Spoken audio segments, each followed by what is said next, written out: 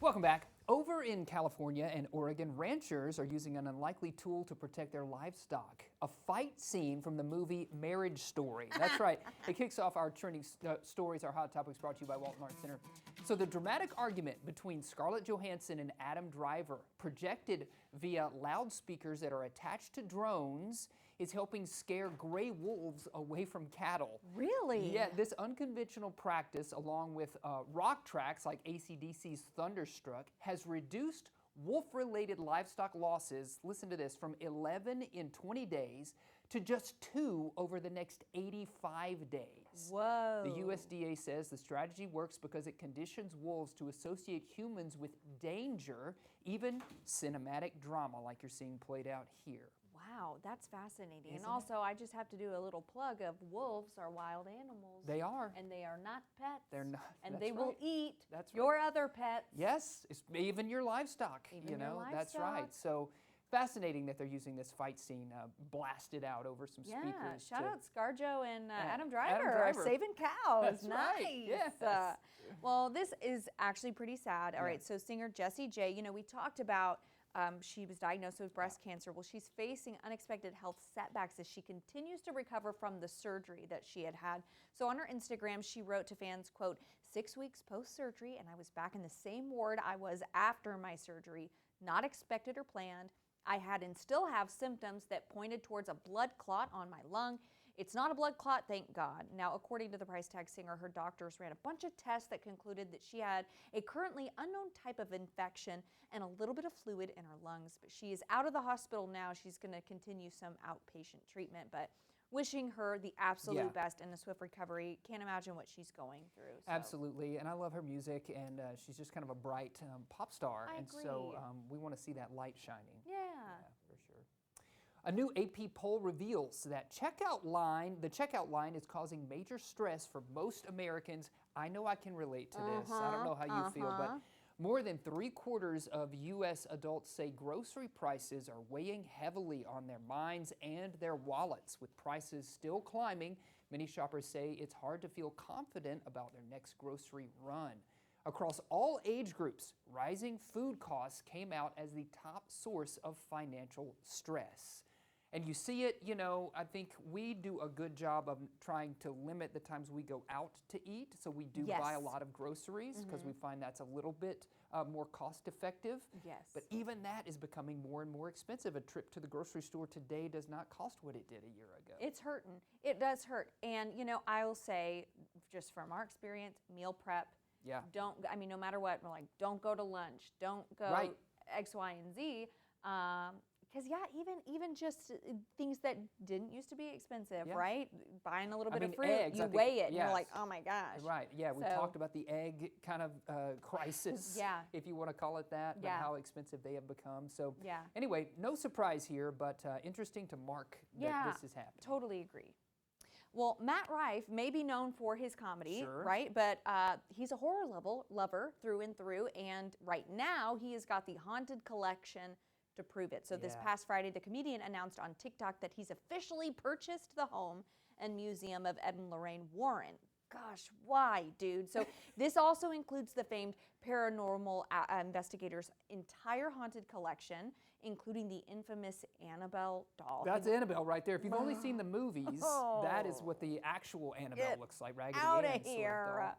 He went on to explain that while he and his friend are legal guardians and caretakers of the Warrens' home, as well as the museum and its collection of over 750 artifacts, they don't have permanent ownership. I think it's only good for like 5 years or so. Right. Side note, he did cancel his show that was coming to the AMP, but he moved it to 2026. So that's just a little side plug. But I wonder if Annabelle had anything to do with that. oh my gosh, if he brings it, don't you bring her to Northwest Arkansas. Get a different hobby. Yes. Do something else. This is wild. I mean, it's interesting because they want the lore of the Warrens' collection to continue. So see what happens there. Why? Yeah. Well, there's a barbershop on Long Island that's spinning into viral fame. Literally, you have to look at these hairstyles. At Barber Chops, customers spin a giant wheel to decide their haircut. No. And once it lands, there's no turning back. Owner Joe Matt says one post racked up 20 million views, and now folks are traveling from Texas to Tennessee just to take a chance. From reverse mohawks to mustache-shaped fades, it's all in good fun. Plus, kids can win prizes like bikes or cash. And don't worry, if you don't want to gamble, they still do regular cuts too. But look at the mustache haircut on this kid. Oh my gosh, his mother is probably like, why? Yeah. My son. And he's going back to school with that right there. Amazing. Stop it. And this guy. That looks like that Barbie doll from the Rugrats Yeah. with the chinked up hairdo. I love that the barber shop owner can't even keep a straight face. I 'cause will it looks give so you funny. no money if you Come to work with that haircut. Please. Okay, I'm getting my haircut on Thursday, so come Friday's show. You look like a little sun, Ray. Oh, mustache head. Oh, mustache head. That's what they'll say. Well, on an entirely different note. Okay, so former Food Network star Paula Deen has abruptly closed the Savannah, Georgia restaurant that she started with her two sons nearly 3 decades ago. Wow. Yeah, it's kind of abrupt, she said. So she said in a statement on Friday on her website and on social media that she and her sons, Jamie and Bobby Deen, made a heartfelt decision to close the Lady and Sons, which they opened in downtown Savannah back in 1996. She also shut down an attached takeout business called the Chicken Box.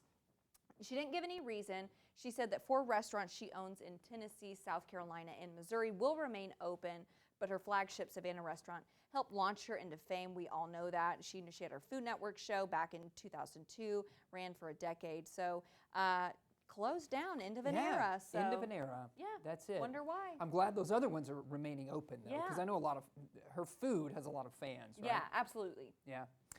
Boba Fett fans, listen up. So actor Tamura Morrison, who portrayed Jango Fett, Boba Fett, and various clones, has gotten candid at a recent Comic-Con panel. With no current projects on Star Wars on his docket, he's urging fans to reach out to Lucasfilm with letters, emails, or even faxes to request his return, and his former co-star Daniel Logan's continued inclusion in the franchise. Despite no official plans, Morrison remains hopeful and says it's up to passionate fans to make their voices heard. Could your outreach bring Fett back to the galaxy far, far away? Okay, comment. Yes. I got a comment. It Please. is weird when, you know, they'll do a show, people love it, and then all of a sudden that's gone. Yeah. And there's no reason, it's not canceled, it's not anything. It's just like, what's going on? It's just floating out there. Yeah, That I've use of the listened, Boba Force. Fett. Yeah. I stand with you. Yeah, okay? let's get another show on the docket. Yeah. That'd be great. Okay, this is very funny to me. So High Noon is recalling vodka seltzer 12 packs after a packaging mix-up had some fans of Celsius energy drinks unknowingly sipping spiked seltzer instead of space-themed caffeine. Okay, so that's right. What looked like a cosmic blue raspberry energy drink actually was packed with alcohol, whole lot of beachy buzz. The mix-up was just a third-party supplier accidentally sent empty Celsius cans to High Noon. Now, none of this happened in Arkansas. These went out to retailers like in Florida and some other places. So you're safe in Arkansas, but sure enough, they went to do their pre-workout and they got a little pre-gamed. And they pre-gamed. They pre-gamed. Okay, Yeah. interesting. Man, I hope that doesn't happen to me. Or if it does, I'll just roll with it. Running at a slant.